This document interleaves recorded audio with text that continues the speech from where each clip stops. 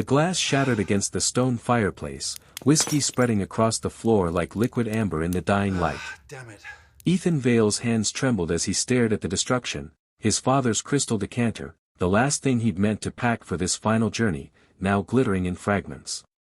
The cabin groaned under fresh snow, 5 miles from anywhere that mattered. Perfect for a man planning to disappear. His laptop screen glowed harsh blue against the darkening room as he typed, Chapter 1, I built life in a lab, but I never learned how to live it. Thunder cracked, strange for a snowstorm, then came the pounding.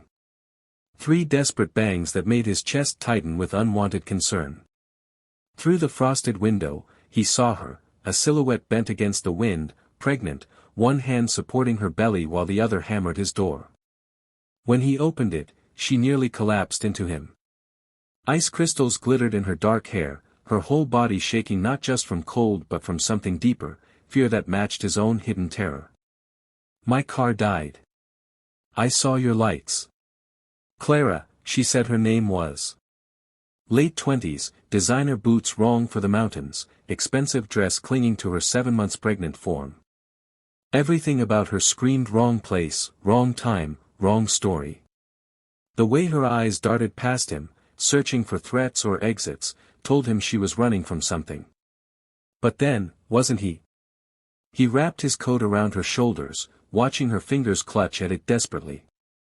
The gesture stirred something in his chest he'd thought dead, protective instinct, maybe, or just the echo of who he used to be before Sarah died, before cancer taught him that creating life meant nothing if you couldn't save the ones you loved.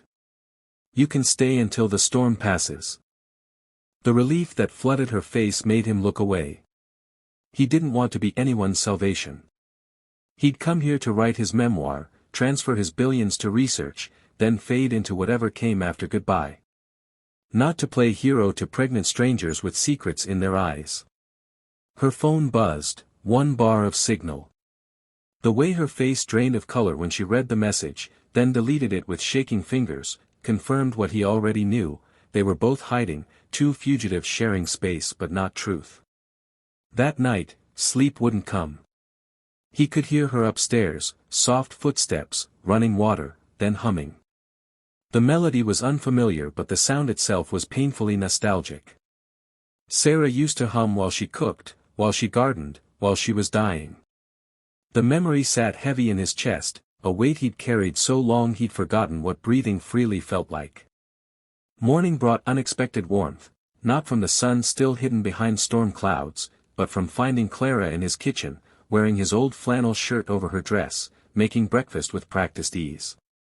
The domesticity of it blindsided him. When she smiled, handing him perfectly golden eggs, something inside him cracked like ice beginning its thaw. They fell into a rhythm that felt dangerously natural.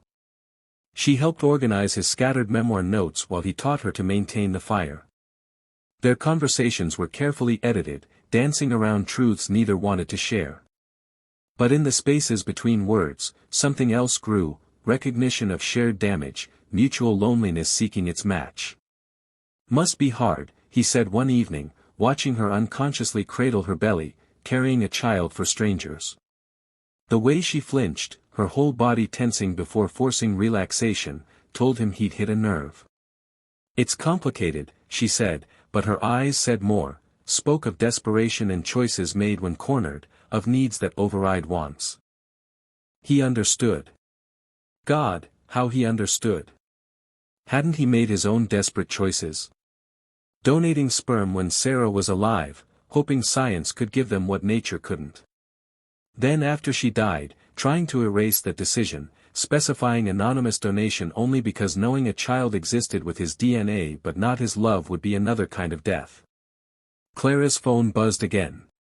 Another message that turned her face ashen before she deleted it. Each time, her hand would move protectively to her belly, and each time, Ethan felt that unwanted stirring in his chest, not quite affection, not yet love, but something dangerous beginning to breathe. On the 3rd night, she slipped on ice outside. The terror that seized him when she went down was primitive, absolute. He carried her inside, his heart hammering against his ribs while she insisted she was fine. But he stayed up all night watching her breathe, telling himself it was simple human concern, nothing more. Except when she woke and found him there, the way she looked at him, soft and wondering, made his carefully constructed emptiness feel suddenly unbearable. The storm's breaking, he told her the next morning, though the words felt like swallowing glass. Roads might clear tomorrow. The devastation that flashed across her face matched his own hidden reluctance.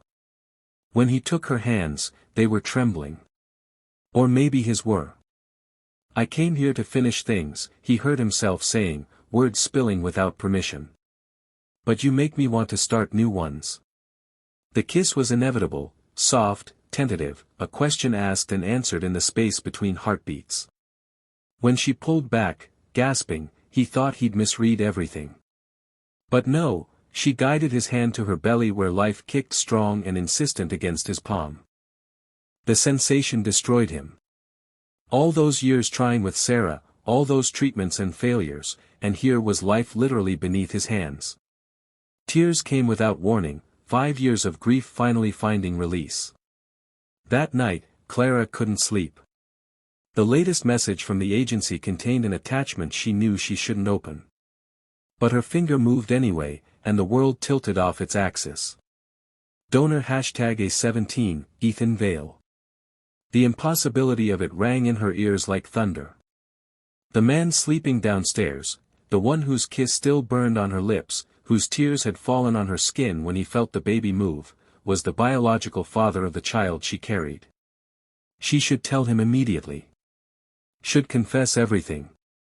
Instead, she deleted the message and prayed for more time. But time ran out the next afternoon when the pain hit, sharp, wrong, too early. The terror in Ethan's eyes as her water broke matched her own, but his hands were steady as he carried her to the couch, his voice calm even as she could feel his heart racing. "We're doing this here," he said, and she heard what it cost him, this man who'd lost everything to failed pregnancies now delivering a baby with no help, no hospital, only determination and desperate love. The hours blurred into pain and breathing, Ethan's voice the only anchor in the storm of contractions. His hands never shook, though she could see the terror beneath his calm. When he finally said, "I can see the head," his voice cracked with something between fear and wonder. The baby's cry split the air, sharp, clear, absolutely alive. Ethan's professional composure shattered completely as he wrapped the infant in towels, tears streaming down his face as he placed the baby on her chest. "He's beautiful," he whispered, and she saw it then, the moment he fell completely, irrevocably in love with a child he didn't know was his. If you're watching this and wondering what happens when secrets collide with love, when truth becomes impossible to hide, stay with us. Because what happened next changed everything. Her phone exploded with messages as the tower came back online. She tried to hide the screen, but it was too late. He saw his own name in the notification, "Client Ethan Vale has been notified of successful delivery." The silence that followed was deafening. She watched him process it, confusion, understanding, devastation, all flickering across his face in seconds. When he finally spoke, his voice was hollow. "You knew."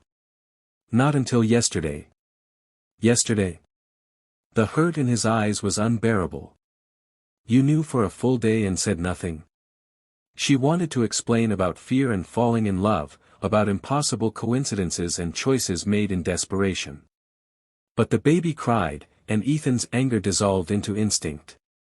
He took his son, their son, with infinite care, and the infant immediately settled against his chest. The sight broke something in both of them. Here was the miracle neither had planned, neither had expected, but both desperately needed.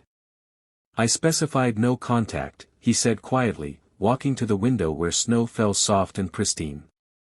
"I couldn't handle knowing a child existed with my DNA but not my love." "So you chose absence instead?" "I chose mercy." "For who?" "The child who'll never know his father." "Or yourself?" He turned then, still holding the baby, and she saw him wrestling with everything, logic versus love, fear versus hope, the plan versus the beautiful chaos of reality. "What do you want, Clara?" "The impossible. This family. Us. That's not impossible. That's a phone call to my lawyers. I don't want your money, Ethan. I want you to choose.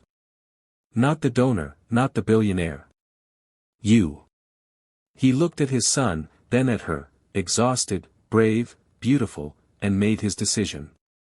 I choose the impossible thing. Love. Messy, complicated, unplanned love.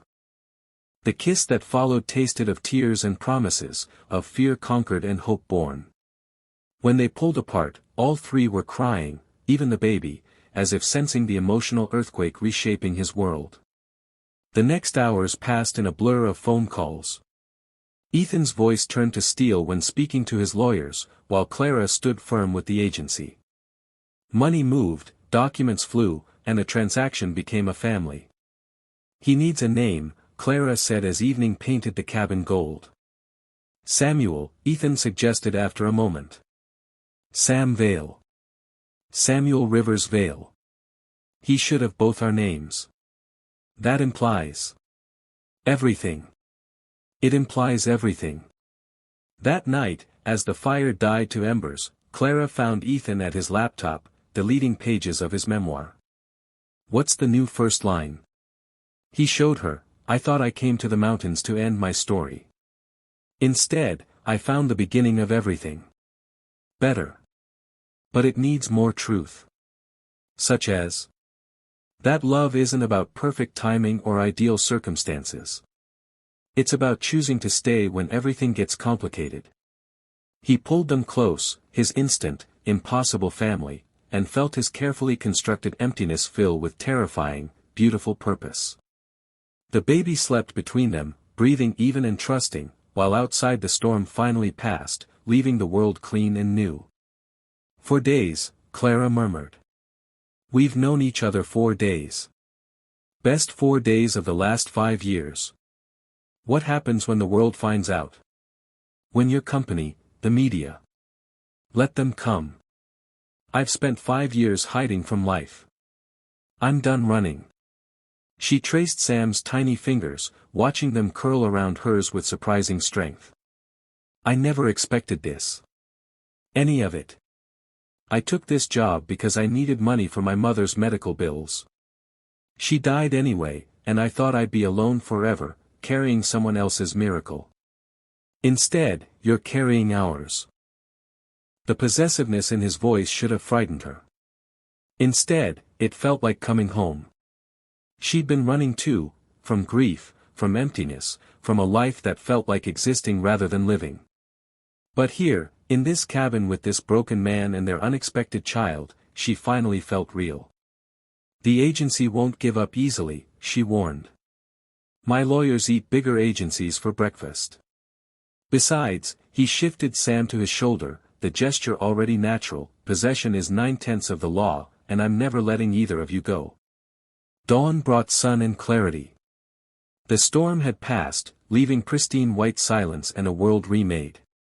Ethan stood at the window, Sam sleeping against his chest, watching light transform the mountains. Behind him, Clara dozed on the couch, exhausted but peaceful. His phone rang, the agency threatening legal action. He hung up without concern. Let them try. He had resources they couldn't imagine and motivation they couldn't match. This was his family now, found in the most impossible way, and he'd burn his entire empire before letting them go. Clara stirred, finding him there. Regrets? Only one. Her face fell, but he continued, that it took a storm to teach me the difference between existing and living. And now? Now I know. Living is this, messy, unplanned, complicated. It's opening doors when you want to hide. It's choosing love over logic. That's quite a revelation for a scientist. Love isn't science, Clara. You taught me that. It's faith. I thought you didn't believe in faith. I didn't. Then you knocked on my door. She joined him at the window, Sam cradled between them, and watched the world sparkle with possibility. The cabin that had been meant for endings had become about beginnings. The memoir about death would become a story about rebirth. The man who'd come to disappear had been found. If this story touched you, if you believe in second chances and impossible miracles, let us know in the comments. Would you have opened the door? Would you have chosen love over fear? Subscribe if you believe that sometimes the best things come from the worst storms. Share this with someone who needs reminding that family isn't always about blood or plans or logic. Sometimes it's about two broken people choosing to heal together, plus one perfect accident that makes everything whole. Like this video if you understand that love isn't about perfect circumstances. It's about choosing to stay when leaving would be easier. It's about forgiveness when anger would be justified. It's about building something beautiful from broken pieces. The sun climbed higher, melting snow into streams that sang of spring coming. In the cabin, 3 hearts beat in rhythm, proof that sometimes the universe conspires to give you exactly what you need, disguised as everything you were trying to avoid. What now? Clara asked. Now we live. Actually live. Not exist, not survive, not endure. Live. Together. Is there any other way? She smiled, and in that moment, Ethan understood what he'd been missing all those years building life in laboratories. Life wasn't about control or planning or perfect conditions. It was about this, the chaos, the unexpected, the storm that brings strangers together and makes them family. The baby stirred, making soft sounds, and they both moved to comfort him, already parents, already a unit, already home. Turn on the notification button for more stories whispered straight from the quiet between storms. Because sometimes the smallest miracle begins with the simplest act of opening the door.